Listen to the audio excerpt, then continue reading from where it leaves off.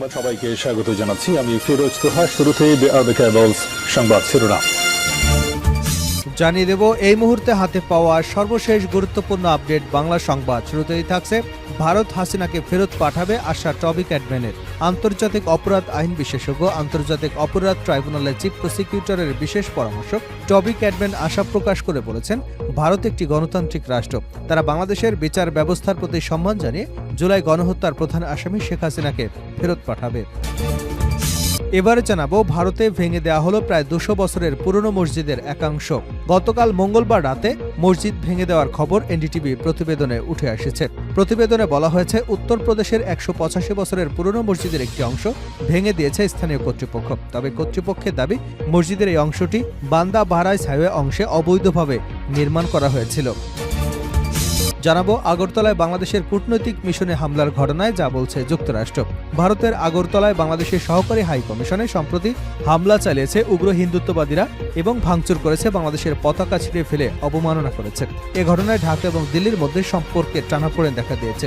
এই হামলাকে ভিয়েনা কনভেনশনের লঙ্ঘন বলে বিবৃতি দিয়েছে বাংলাদেশের পররাষ্ট্র মন্ত্রণালয়।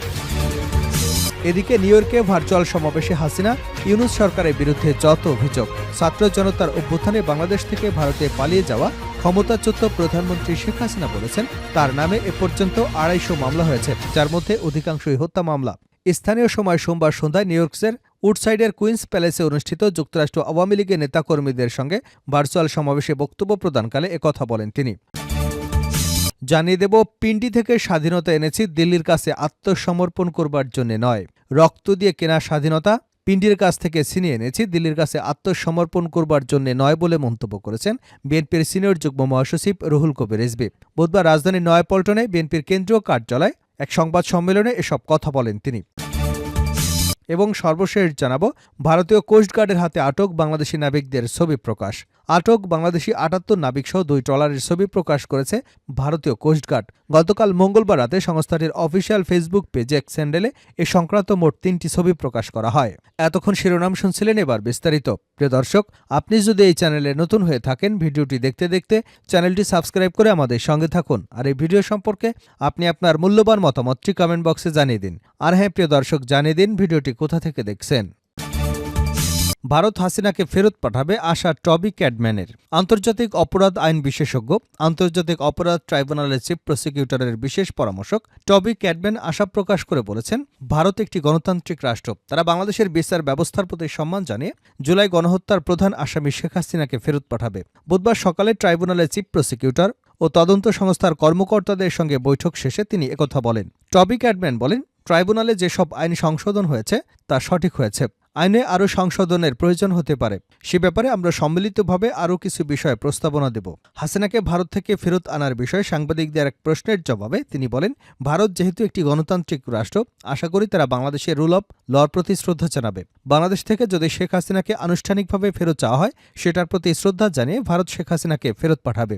আন্তর্জাতিক এই আইন বিশেষজ্ঞ বলেন, শেখ হাসিনার বিচারের ব্যাপারে বাংলাদেশে যে আইন আছে, আন্তর্জাতিক অপরাধ ট্রাইব্যুনালের আইন অনুযায়ী তার বিরুদ্ধে ফরমাল চার্জ গঠন শেষে রিকোয়েস্টের পর যদি ফেরত না পাঠানো হয়, তাহলে শেখ হাসিনার অনুপস্থিতিতে তার বিষয়ে বাংলাদেশের সরকার বিবেচনা করবে। যদি প্রয়োজন হয়, সে ব্যাপারে আন্তর্জাতিক অপরাধ আদালতের সহযোগিতা নেওয়া যায় কিনা তা বাংলাদেশ সরকার ঠিক করবে। ভারতে ভেঙে দেওয়া হলো প্রায় ২০০ বছরের পুরনো মসজিদের একাংশ। এবার ভারতের উত্তরপ্রদেশে প্রায় ২০০ বছরের পুরনো একটি মসজিদের একাংশ ভেঙে দেওয়া হয়েছে।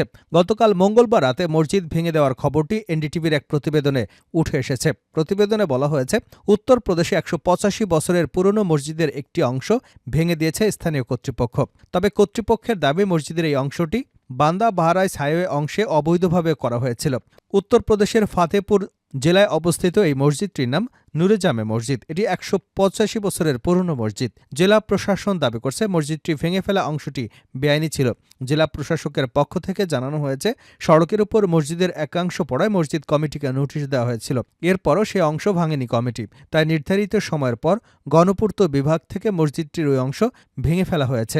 এদিকে পাবলিক ওয়ার্কার্স ডেভেলপমেন্ট দাবি করেছে, তারা গত ১৭ আগস্ট অবৈধ নির্মাণের কারণে মসজিদের কিছু অংশ সরানোর নোটিশ দিয়েছিল।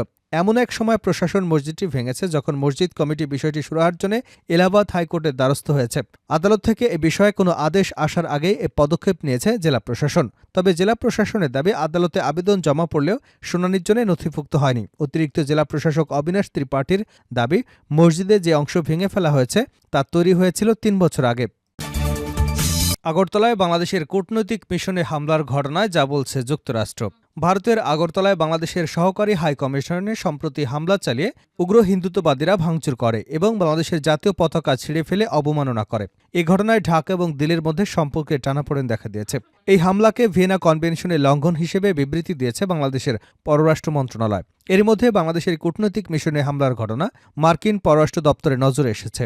সেখানে মার্কিন স্টেট ডিপার্টমেন্টের মুখপাত্র ম্যাথিউ মিলার ব্রিফিংয়ে বলেন, বাংলাদেশ ও ভারত শান্তিপূর্ণভাবে তাদের মধ্যকার বিদ্যমান মতপার্থক্য দূর করবে বলে যুক্তরাষ্ট্র আশা করে। স্থানীয় সময় মঙ্গলবার নিয়মিত সংবাদ সম্মেলনে এক সাংবাদিকের প্রশ্নের জবাবে কথা বলেন ম্যাথিউ মিলার। ব্রিফিংয়ে এক সাংবাদিক ভারতের আগরতলায় বাংলাদেশের কূটনৈতিক মিশনে হামলার ঘটনা সম্পর্কে যুক্তরাষ্ট্রের প্রতিক্রিয়া জানতে চেয়ে বলেন, ভারতের পররাষ্ট্র সচিব বাংলাদেশ সফর করেছেন এবং ভারত ও বাংলাদেশ উভয় সম্প্রতি ভারতের অভ্যন্তরে বাংলাদেশি কূটনৈতিক মিশনের উপর সহিংস হামলার ঘটনায় উদ্বেগ প্রকাশ করেছে। হামলা সেই ঘটনা এবং বাংলাদেশকে লক্ষ্য করে ক্রমবর্ধমান আগ্রাসী বক্তব্য সম্পর্কে আপনার কোনো মন্তব্য আছে কিনা? জবাবে মার্কিন পররাষ্ট্র দপ্তরের মুখপাত্র ম্যাথিউ মিলার বলেন, যুক্তরাষ্ট্র আশা করে বাংলাদেশ এবং ভারত শান্তিপূর্ণভাবে তাদের মধ্যকার বিবাদমান মতপার্থক্য দূর করবে। তার ভাষায়, দেখুন, সব পক্ষ তাদের মতবিরোধ শান্তিপূর্ণভাবে সমাধান করুক, এটি আমরা দেখতে চাই। নিউ ইয়র্কে ভার্চুয়াল সমাবেশে হাসিনা ইউনূস সরকারের বিরুদ্ধে যত অভিযোগ। ছাত্র জনতার অভ্যুত্থানে বাংলাদেশ থেকে ভারতে পালিয়ে যাওয়া ক্ষমতাচ্যুত প্রধানমন্ত্রী শেখ হাসিনা বলেছেন, তার নামে এ পর্যন্ত ২৫০ মামলা হয়েছে, যার মধ্যে অধিকাংশই হত্যা মামলা। সন্ধ্যায় নিউ ইয়র্কের উইডসাইডে কুইন্স প্যালেসে অনুষ্ঠিত যুক্তরাষ্ট্র আওয়ামী লীগের নেতাকর্মীদের সঙ্গে ভার্চুয়াল সমাবেশে বক্তব্য প্রদানকালে কথা বলেন তিনি। সমাবেশে বিভিন্ন অঙ্গরাজ্যের আওয়ামী লীগ এবং বিভিন্ন অঙ্গ সংগঠনের নেতাকর্মীরা উপস্থিত ছিলেন। যুক্তরাষ্ট্রের নিউ ইয়র্ক স্টেট এবং মহানগর আওয়ামী লীগ যৌথ আয়োজনে ভারতে বসে ভার্চুয়াল সমাবেশে বক্তব্য দেন ক্ষমতাচ্যুত প্রধানমন্ত্রী শেখ হাসিনা।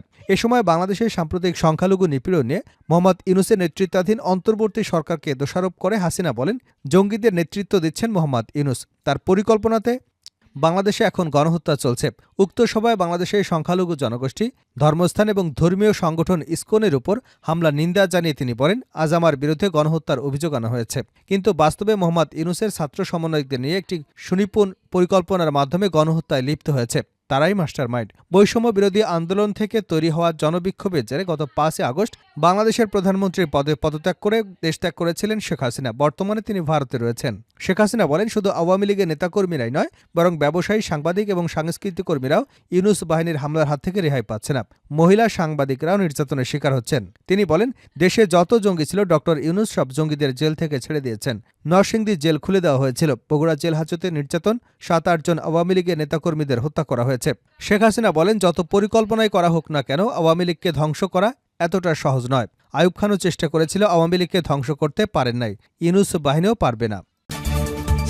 সর্বশেষ জানাবো, ভারতীয় কোস্টগার্ডের হাতে আটক বাংলাদেশি নাবিকদের ছবি প্রকাশ।